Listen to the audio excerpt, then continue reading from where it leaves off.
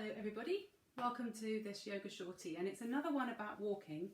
So if you look on my Instagram live or my YouTube videos, you'll find another one which talks about specifically how to walk, which is quite interesting, and I recommend you take a look at that. But this one is specifically looking at some exercises that you might like to do before walking, during walking and after walking. And to be really clear, all of these exercises are really good. You'll recognise a lot of them to do on a regular basis, and you can kind of mix them up. You could do the ones I'm suggesting before, you can do them after, but this is just, it kind of seems to make sense to me to do, to sort of offer it to you in this way, and you might choose to use these exercises to warm up and to prepare your body for walking. And there are these two things I'd like you to think about. One is your toes and your feet. So all you're going to do is lift your heel up as if you're on high heels and then roll around a little bit. Sometimes you'll hear people say don't roll to the outside edge of your foot. And I think that's maybe they don't want you to sort of overstretch here, so I think it's probably still useful to stretch into the little toe part of your foot, but maybe focus on lifting the heel up and rolling through to the big toe, because when you're walking you want to be walking like this, lifting the heel up and walking through in a straight line towards your big toe and not walking over to the little toe. So I think that's probably why they're talking about just focusing mostly on lifting the heel and really getting that good flexion in the sole of the foot, stretching the sole of the foot and then rolling slightly onto your toes, so you really get that lovely movement.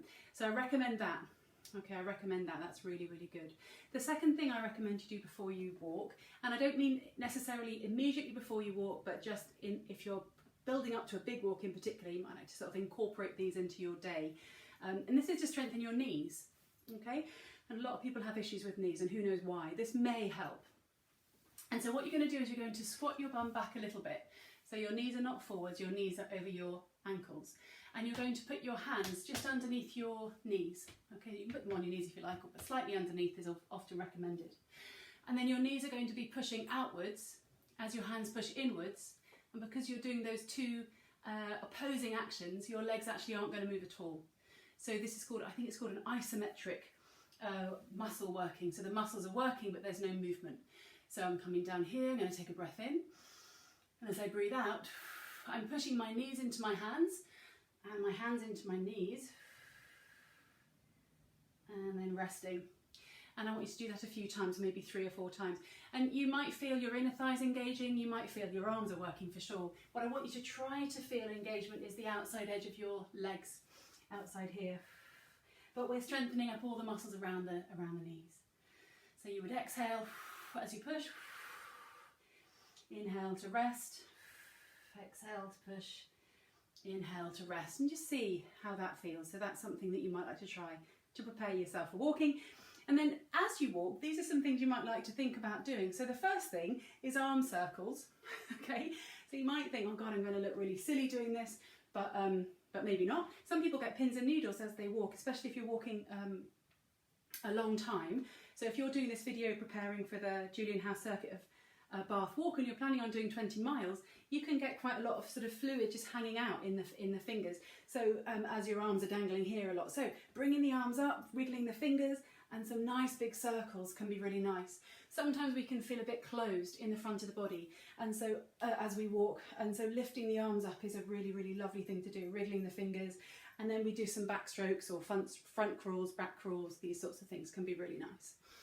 So of course you could do that as you're walking, or as you take a break, waiting to go over a stile, or looking at a nice view. This is something you might do. And of course you might end up turning that into a little stretch. So just kind of changing things up. When you think about it, really when you're walking, you're doing a lot of very similar actions. Although if you're walking outside, obviously you've got different terrain to focus on, which is quite nice for your body, but essentially it's still very similar. So changing things up every now and again is going to be good. So reaching your arms up, really good. The other thing I recommend is a squat. Now you can do a squat like this. This is a half squat. You can see that my body here is in a squat type shape. And you see that that's very similar to that, which is a full squat.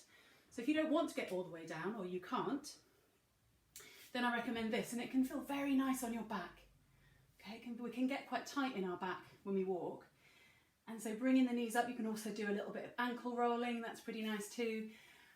Or coming down into a squat, and I often do this when I'm walking. I walk regularly on a Monday night with friends, and I often come down and do a little squat,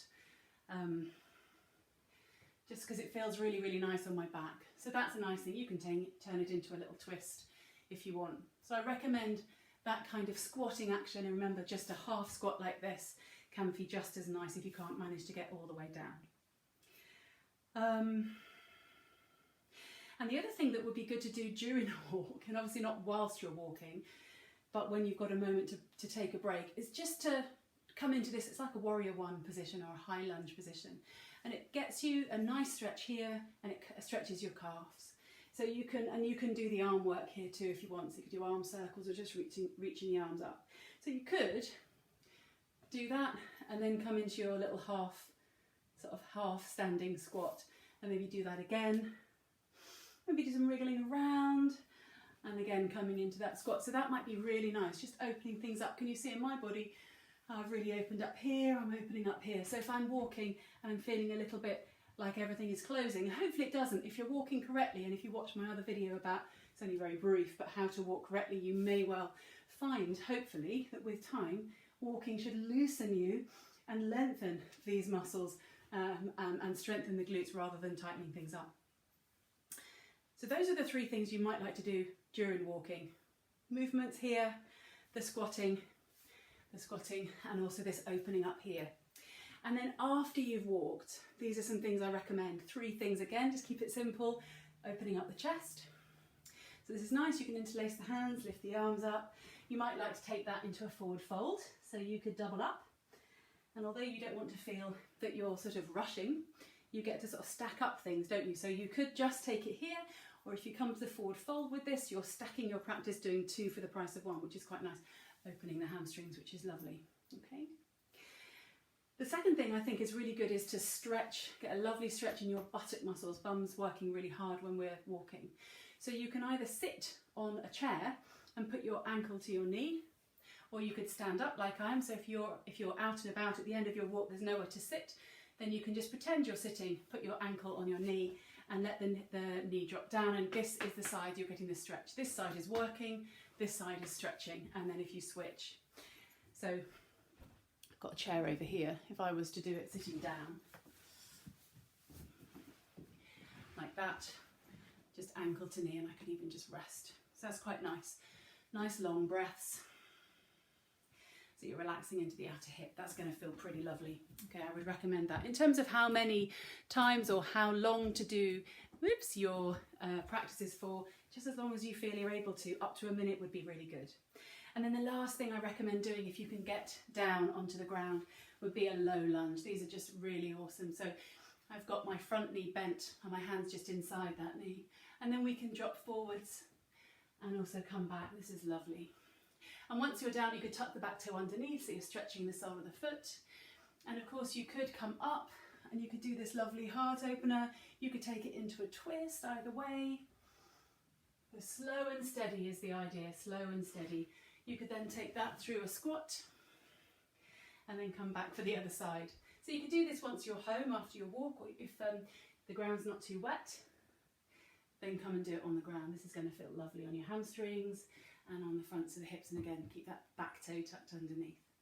All right, so that was, by my reckoning, just under 9 minutes. So you could just do the whole thing in 9 minutes. Probably take you much less time if you're doing that yourself, just a few minutes for each practice, or even half a minute for each practice. If you do that regularly, you'll feel a difference. Enjoy your walking.